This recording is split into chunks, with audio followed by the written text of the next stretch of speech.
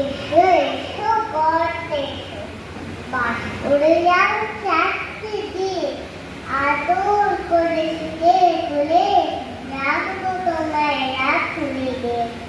হাতে আমার মুগুর আছে, তাই কি হেথায় থাকবে না? মুগুর আমার হালটা এমন, মারলে তোমার লাগবে না। অভয় দিচ্ছি শুনছো না যে, ধরবো নাকি ঠ্যাং দুটা?